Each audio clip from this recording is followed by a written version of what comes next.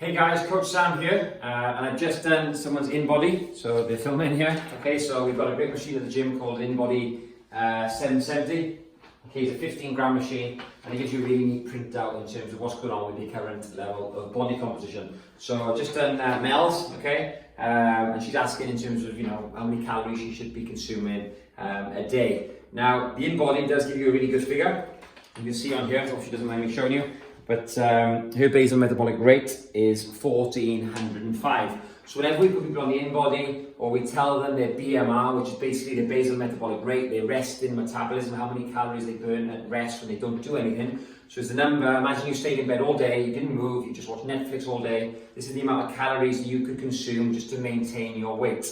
Okay, obviously if you do that for a long period of time, your weight might change, as in, your weight probably won't change. You might lose muscle and put on fat, but your weight should stay quite stable. So even though your body composition might alter by staying in bed all day and watching Netflix and not doing anything for a long period of time, your weight should maintain, even though your composition will change by not training properly if you were to consume those calories. So we know for Mel, her BMR is 1,405 calories, and a calorie just being simply a unit of energy. Okay, so it'd be wrong for me to tell clients, even though their perception is that that's what their calorie intake should be if they want to maintain their weight, because there's also three other factors that must add up to work out this figure at the bottom, which we call TDEE, okay? Total Daily Energy Expenditure. So BMR is just one aspect of the total daily energy expenditure that you exceed through the day.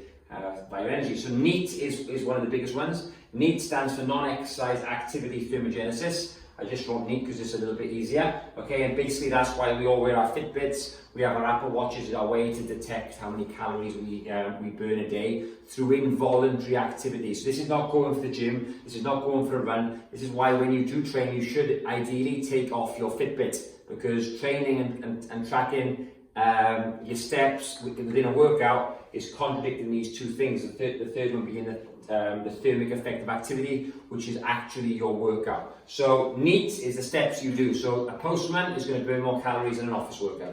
Okay, so it's why your coach might tell you to hit 10,000 steps a day. And if you can hit 10,000 steps a day, everyone's different. Someone who's obese that does 10,000 steps a day is going to burn more calories than someone that's really skinny and petite. So, it's a rough gauge, but on average, if you do 10,000 steps a day, a female like Mel, who weighs just over 60 kilos, is probably going to burn between 200 and 300 calories. Let's go with 250 there. Okay, so if Mel had 1,400 calories a day and she did her 10,000 steps, she should start losing some weight slowly. Okay, we know there's 3,500 calories in 1 pound of fat, so it's probably going to take a considerable amount of time to lose that 1 pound just by doing this. But the third one as well is the thermic effect of activity, going to the gym, training hard. So a good weights workout, a good resistance workout, Mel could probably burn a good 250 calories, maybe more. If she's fitter, she can go hard, take shorter rest periods, lift heavier weights. Someone that's newer might need to go a little bit easier, but build up over time. Now the cool thing is if you're training properly, you're lifting weights, this can also increase BMR. Okay, so basal metabolic rate is regulated and governed by muscle mass. Muscles are fat burning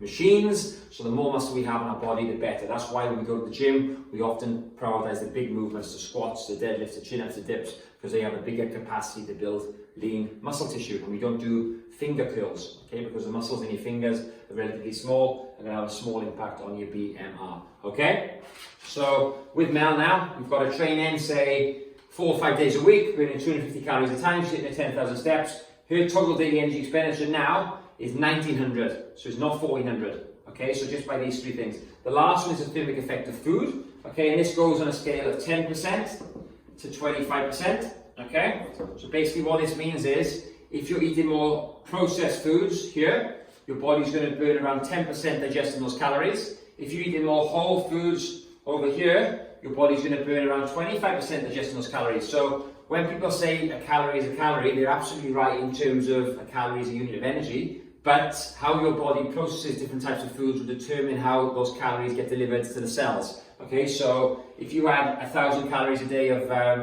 Haribo, your body might burn 100 calories digesting it. You have 1,000 calories a day of chicken, broccoli, lean meats, vegetables, your body's going to burn 250 calories digesting it. So the goal for fat loss, for body composition, is to maximize the thermic effect of food, eat more whole foods, that's why nutrition quality is important, increase the thermic effect of activity as best as we can by training hard, okay, and obviously making sure we build muscle tissue. Also within the thermic effect of activity is the metabolic effect of exercise. So I make it a little bit today because I did squats 2 days ago. My body's in repair mode, okay, so protein synthesis is occurring in my muscles. That's having a positive effect on my metabolism. So the hour work that I did 2 days ago is probably better than doing an hour spin class because of the DOMs, the delayed onset of muscle soreness, increasing metabolism as well. We want to drive and eat as best we can, so at least 10,000 steps a day. When I did my photo shoot, I was driving up to 20,000 a day because I wanted to maximize this number to create a bigger total daily energy expenditure. And obviously your BMR is nothing you can do about it short term. If you start training properly, we can obviously increase this number as well by training hard and lifting weights. So for someone like Mel, if I can get her consuming, say, 1,500 calories a day, okay, which we know is going to be a deficit, because her BMR is 1,400, she's doing her steps, she's doing the thermic effect of activity, yeah, she's training hard. If I can get her doing 1,500 calories of whole foods, yeah, that means she's going to burn 375 calories with the thermic effect of food as well. So Mel's total daily energy expenditure, you're going to have to do the maths, 500 plus 1,400 is 1,900, 2,275, 2,280. So if Mel is going to the gym 5 days a week, yeah, she's hitting her 10,000 steps a day consistently, she's eating foods that are whole food, she's not eating a tub of Nutella on the couch like she did last night, alright, yeah, that's going to have a big effect on this number here and drive it down. So yeah, guys, if you want to lose body fat, the aim is work out your basal metabolic rate, get in body done, okay, so you know exactly where you are with this number, maximize your steps, ensure you're training hard, thermic effect of activity is high, you're working out regularly, and also, you know, you're eating more whole foods. And don't wear your Fitbit when you go for a run, because what you're doing then is you're mixing these two things up, okay, and that's a